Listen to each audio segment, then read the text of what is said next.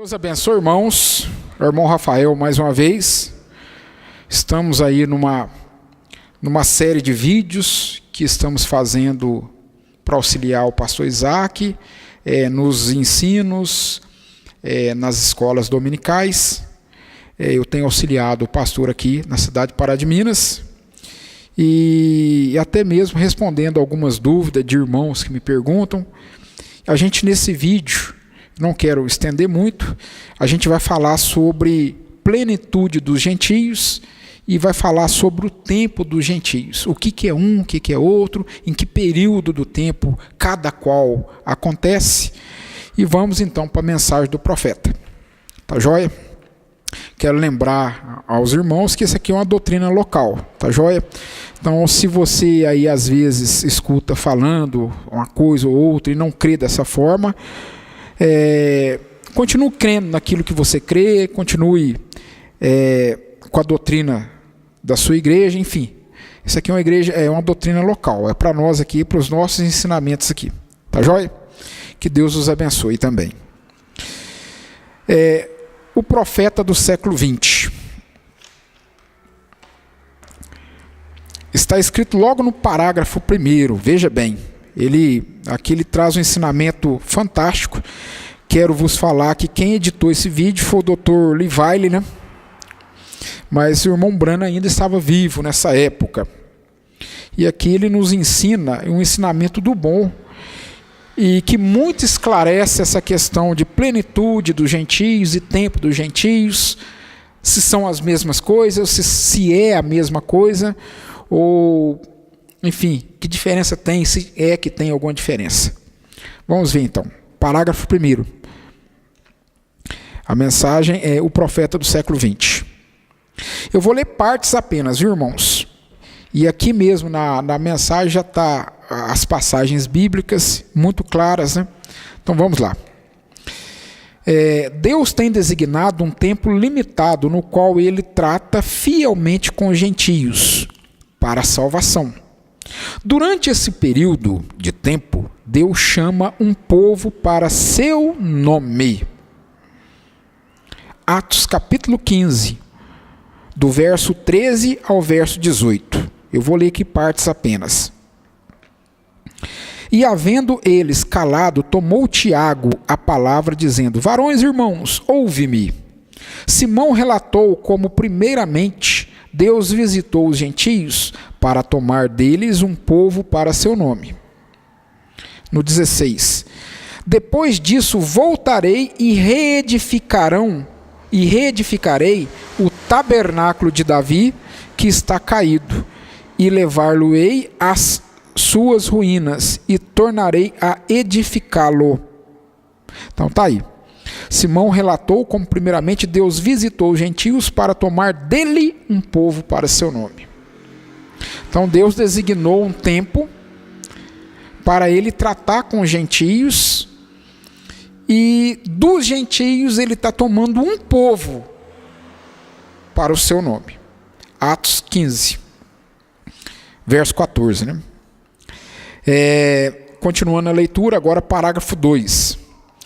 Este período no qual Deus está tirando um povo dentre os gentios é conhecido como plenitude dos gentios. Essa plenitude dos gentios está lá em Romanos, capítulo 11, no verso 25. Paulo falando ali, porque não quero, irmãos, que sejais ignorantes neste segredo. Então, não sejamos ignorantes. Para que não vos presumais de vós mesmos. O endurecimento veio em parte sobre Israel, até que a plenitude dos gentios haja entrado, ou houver entrado.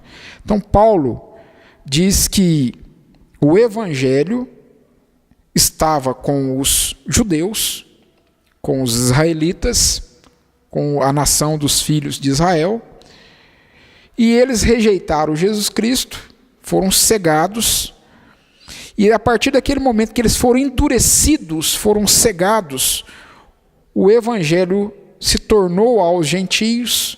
Conjunto com isso, a gente pode até citar Atos, capítulo 13, do verso 46 ao verso 48, aonde que começa então um período chamado plenitude dos gentios.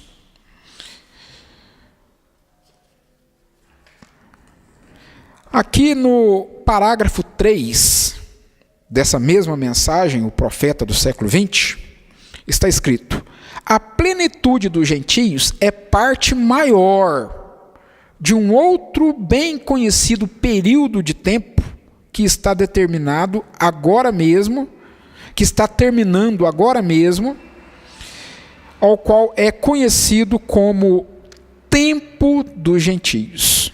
Então veja bem, plenitude dos gentios, agora tempo dos gentios.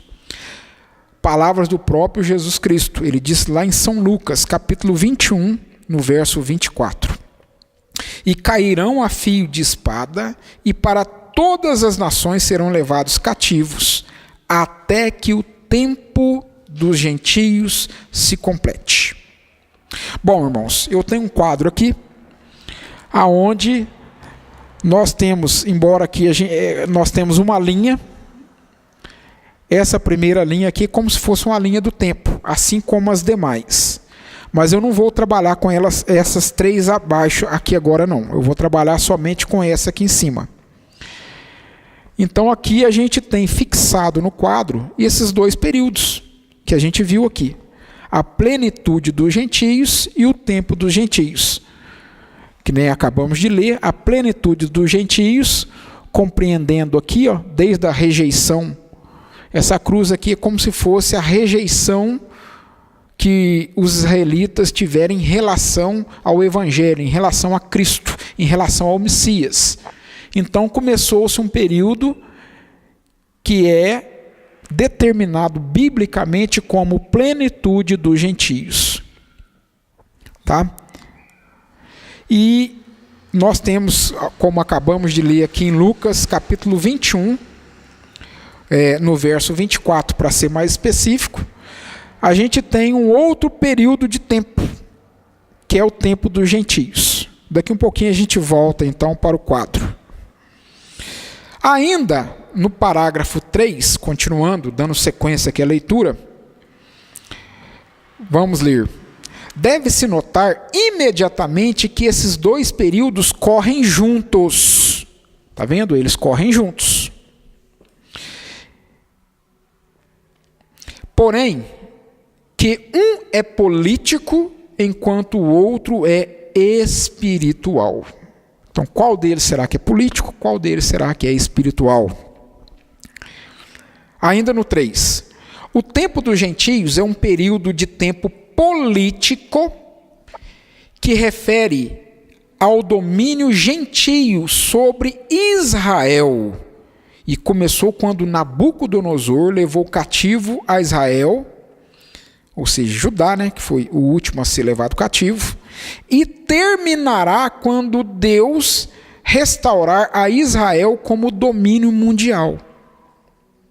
Se a gente perceber, Jerusalém, enfim, até antes de Nabucodonosor chegar ali e levar cativo Jerusalém, Judá, ou seja, Israel, né, ela era controlada, Jerusalém, né, e toda a terra ela era controlada por israelitas. Mas daquele período em diante, Israel, por exemplo, e principalmente Jerusalém, passou a ser controlada por gentio. Ali você tem Babilônia, aí você tem um período medo-persa, aí você tem um período grego, aí você tem agora o período romano. Embora Israel voltou a ser uma nação agora reconhecido, mais ou menos em 1948, mas Jerusalém não é ainda estabelecida como capital do mundo. Jerusalém será estabelecida por Deus como capital do mundo, e a gente não pode fazer esse tipo de confusão. É quando descer a nova Jerusalém. É no milênio ali, pós-milênio. Tá joia? É ali que vai ser estabelecida. No final do período que a gente compreende de tribulação, ou para muitos, o período de grande tribulação. Então tá aí. Como vimos aqui no parágrafo 3, esse tempo dos gentios, que Jesus Cristo disse, é um período de tempo político, compreendido desde o exílio para a Babilônia, lá naquele pontinho aqui, ó, e ele vai, esse tempo político vai, Israel sendo governada pelos gentios, avança esse tempo todo e termina aqui, ó, no milênio. Quando Deus instituiu o reino milenar e Jerusalém será a capital. Tá joia? Então até aqui é um período de tempo político. Vamos seguir aqui. No verso 4, no parágrafo 4, né? Agora, esta restauração induzirá o milênio. A plenitude dos gentios é a época espiritual dos gentios, na qual notamos que Israel é cegado, quanto que, por outro lado, a luz aparece aos gentios. Esse período terminará quando Cristo vier por sua noiva gentia. A plenitude dos gentios, indicada por Paulo em Romanos, identifica-se também em Apocalipse, nas eras da igreja. Então acabamos de ver que a plenitude dos gentios, que é esse período aqui, ó, é o que Paulo citou aqui em Romanos capítulo 11, no verso 25, é um período de tempo espiritual, enquanto o tempo dos gentios é um período político. A plenitude dos gentios é um período espiritual. É desde a descida do Espírito Santo. Desce, batiza a igreja, então começa ali um período espiritual, onde Deus está tratando pelo Evangelho e pelo seu Espírito Santo com os gentios. Esse período aqui, como acabamos de ler aqui, porém agora lemos no 5, né? Já lemos. A plenitude dos gentios indicada por Paulo em Romanos é identificada em Apocalipse capítulo 2 e capítulo 3. Tá? Quando a gente estuda Apocalipse, para ser mais enfático, né? O 2 e o 3, é um período de era da igreja. Aqui se compreende 2000 anos de história. Tá joia? Então tá aí. Plenitude dos gentios, tempo dos gentios. Um sendo político, o outro sendo espiritual. Um indo do exílio até o estabelecimento de Israel como o governo do mundo, quando Cristo vier reinar.